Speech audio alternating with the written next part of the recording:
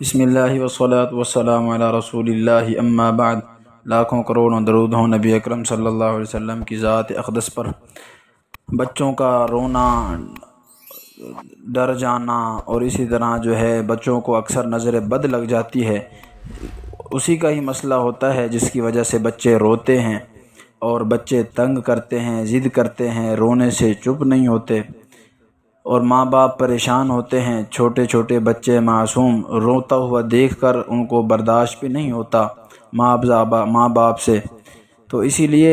اللہ کے نبی صلی اللہ علیہ وسلم نے ایک ایسی دعا جو کہ حضرت حسن حسین رضی اللہ عنہما کو اللہ کے نبی صلی اللہ علیہ وسلم خود دم بھی کیا کرتے تھے اس دعا کے ساتھ، اور آپ صلی اللہ علیہ وسلم اللہ سے دعا کیا کرتے تھے۔ جب بھی حسن حسین رضی اللہ عنہما کو کوئی بیماری آتی یا پھر ان کو نظر لگ جاتی تو اللہ کے نبی صلی اللہ علیہ وسلم نظر سے حفاظت کے لیے اور بیماری سے بچوں کے جتنے مسائل ہیں ان کے لیے ایک خاص تحفہ ہے، مجرب تحفہ ہے، مجرب عمل ہے۔